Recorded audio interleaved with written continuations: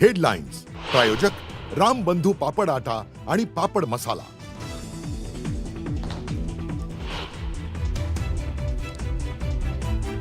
इस्रायलचे पंतप्रधान नेतन्याहू यांच्या कार्यालयावर इराणचा हल्ला, इराणच्या IRCGचा दावा।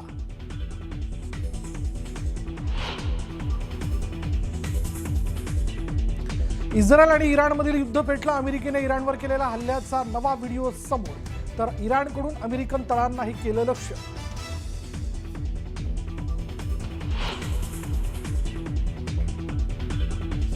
हिजबुल्लाहने उत्तर इस्रायलवर डागली क्षेपणास्त्र, इस्रायलने लक्ष्य गाठण्यापूर्वीच क्षेपणास्त्रे पाडली।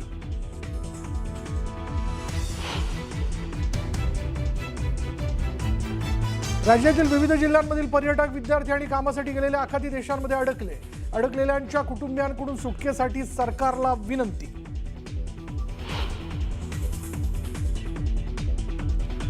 युद्धाचा महाराष्ट्राला मोठा फटका, शेतकरी, सर्वसामान्य आणि उद्योजकांनाही फटका बसण्याची शक्यता।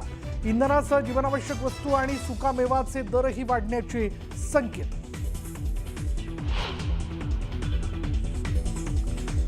पश्चिम आशियातील देशांमधील युद्धादरम्यान मोदींकडून शांतीचा संदेश, शांततेच्या मार्गाने चर्चा करण्याच्या बाजूने भारत आग्रही, तर भारतीयांच्या सुरक्षेसाठी इतर देशांसोबत चर्चा सुरू असल्याची ही मोदींची माहिती।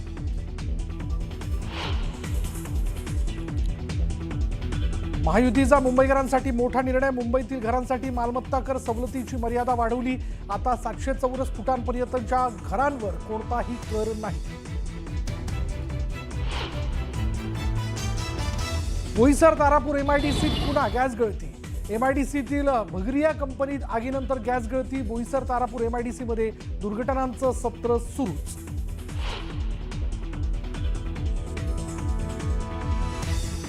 संत परंपरेत फक्त दासबोध हाच ग्रंथ, ज्ञानेश्वरी हे गीतेवरचं भाष्य, तर तुकोबारायांची गाथा हे संकलन, गोविंद देवगिरी महाराजांचं वादग्रस्त विधान। आणि राज्यात आज होळीचा उत्साह, तर कोकणात शिमगोत्सवाची धूम, नंदुरबारमध्ये पारंपरिक पद्धतीने होलिका दहन।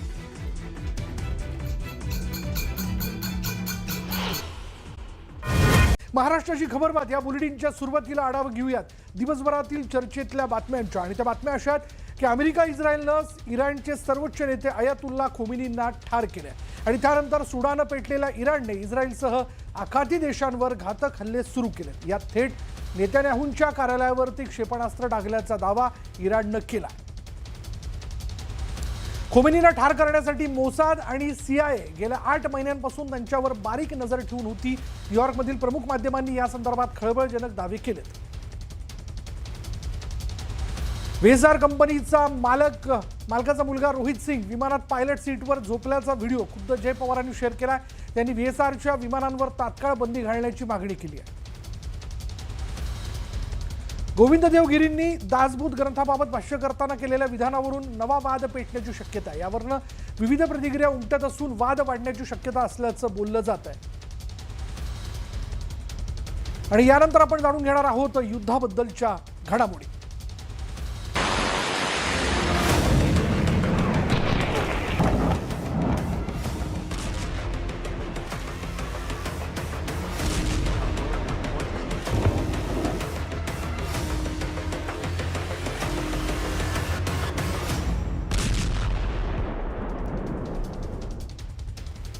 मंडळी, मध्य आशियामध्ये युद्ध पेटलंय। अमेरिका इस्रायलच्या हल्ल्यात इराणचे सर्वोच्च नेते अयातुल्ला खोमेनी हे ठार झाले। अमेरिका आणि इस्रायलनं याला प्रिव्हेंटिव्ह ॲक्शन म्हटलेलं, म्हणजे शत्रू राष्ट्र कुठल्याही क्षणी आपल्यावर हल्ला करू शकतो, अशा परिस्थितीत स्वसंरक्षणार्थ शत्रू राष्ट्रावर हल्ला करणं। मात्र खोमेनींच्या मृत्यूमुळे इराण आता सुडानं पेटलाय। युद्धजन्य परिस्थितीत डोनाल्ड ट्रम्प यांनी खळबळजनक दावा केला, आपण इराणच्या टार्गेटवर होतो असा दावा ट्रम्प यांनी केला होता। तर दुसरीकडे सुडानं पेटलेला इराण आक्रमक झाला। इराणने इस्रायलवर घातक हल्ले सुरू केलेत। विशेष म्हणजे इस्रायलचे पंतप्रधान बेंजामिन नेतन्याहू यांच्या तेल अवीव मधल्या कार्यालयावर क्षेपणास्त्र डागण्यात आली। इराणच्या इस्लामिक रेव्होल्युशनरी गार्डकडून या संदर्भात दावा करण्यात आला। इस्रायलनं मात्र हा दावा फेटाळला।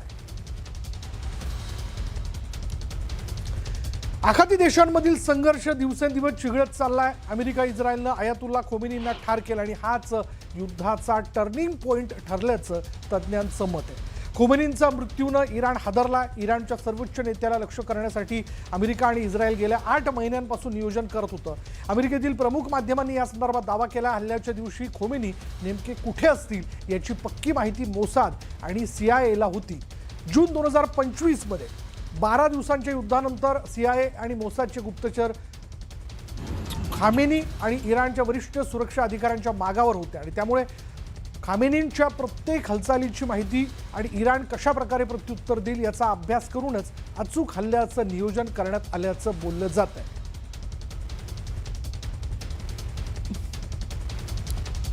आता पाहूया CIA आणि मोसादनं कट कसा रचला. हा कट नेमका कसा रचण्यात आला बघा.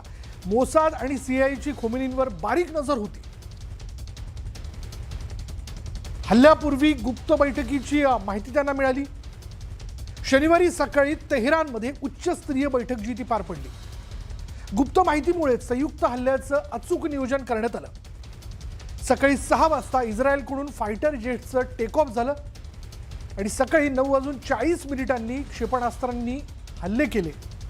इराणच्या राष्ट्रीय सुरक्षा अधिकाऱ्यांची बैठक सुरू होती. शेजारच्या इमारतीत खामेनी उपस्थित होते आणि 30हून अधिक क्षेपणास्त्रांचा मारा जो आहे तो करण्यात आला. खामेनींसह वरिष्ठ सुरक्षा अधिकारी या हल्ल्यात ठार झाले. नेहमी जेव्हा कधी सैन्य अटॅक करतं मिडनाईट किंवा अर्ली मॉर्निंग 2 किंवा 3 वाजता जेव्हा शत्रू गफलतमध्ये असतो तेव्हा अटॅक होतो. मग 9 वाजता का? कारण इस्रायल आणि अमेरिकेला पूर्णपणे माहिती होती की ह्या वेळेला एक सिनियर लीडर्सची तिथे मीटिंग होते आहे आणि ही चांगली संधी आहे आपल्याला ह्या पूर्णच्या पूर्ण लीडरशिपला एकाच वेळेला घात करायचा आणि त्यांनी तो केला. खोमेनींना ठार करण्यासाठी गेल्या वर्षभरापासून मोसाद आणि CIAचं प्लॅनिंग सुरू होतं. चला आपण त्यातले काही महत्त्वाचे मुद्दे जे आहेत ते आपण जाणून घेऊयात. काय नेमकं करण्यात आलं बघा. आपण जर पाहिलं तर कशा पद्धतीने खोमेनींचा माग काढण्यात आला. 2025 12 दिवसांच्या युद्धापासून मोसाद आणि CIA खोमेनींच्या मागावरती होते. बारीक लक्ष होतं त्यांच्या हालचालींवर. तर खामेनी आणि राष्ट्रीय सुरक्षा अधिकाऱ्यांच्या हालचालींवरती ही नजर ठेवली जात होती. नेमकं ते काय प्लॅनिंग करतायत याची माहिती घेतली जात होती. इराणच्या गुप्त बैठका गुप्त संपर्कांच्या पद्धतीची देखील माहिती जी आहे ती या ठिकाणी गुप्तचर यंत्रणांच्या माध्यमातून घेण्यात आली होती. रेव्होल्युशनरी गार्ड आणीबाणीत कसं काम करतं याचा बारीक अभ्यास जो होता तो गुप्तचर यंत्रणांनी या ठिकाणी केला. त्यानंतर वरिष्ठ गुप्तचर संरक्षण अधिकारी असलेली ठिकाणं जी आहेत ती लक्षात घेण्यात आली आणि त्यांना लक्ष करण्यात आलं. अमेरिका म्हणजे मोसाद आणि CIA यांची कार्यपद्धती जवळपास एकच आहे. हे दोघेही 3 गोष्टींवर विसंबून असतात. एक म्हणजे उपग्रहामधनं आलेली माहिती किंवा चित्र, दुसरं म्हणजे संगणकामधनं म्हणजे सायबर वॉरफेअरमधनं आलेली माहिती किंवा चित्र, आणि तिसरं म्हणजे ह्युमन इंटेलिजन्स. तर गेले 3 ते 4 महिने तिथे जनरेशन Z म्हणजे तरुणाईचा उद्रेक चालू आहे. ज्यांना खोमेनी आणि त्याची राजवट नको आहे तर त्यांच्यामध्ये जाऊन त्यांनी इराणचं सगळं बाकीचं माहिती काढली असेल या खोमेनीची. जेव्हा मागच्या वर्षी जून महिन्यामध्ये 12 दिवसाची लढाई झाली होती ऑन 13 जून, तेव्हा नाव दिलं होतं USनी मिडनाईट हॅमर. त्याचंच एक उदाहरण आहे ऑपरेशन एपिक फ्युरी. आणि आपण पाहिलं आहे की ज्या स्केलमध्ये अनप्रेसिडेंटेड लेवलला हे फायरिंग झालं आहे हे दाखवतं की किती तयारी होती आणि इंटेलिजन्स लेवल्स या दोन्ही देशांचे किती हाय लेवलला आहेत.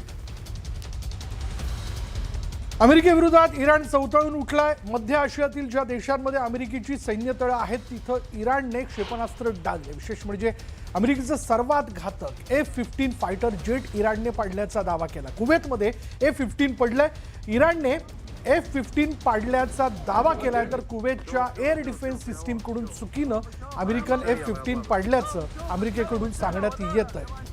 شوف شوف شوف شوف يا واحد شوف هاي المسير يا بابا شوف انزلوا هذول.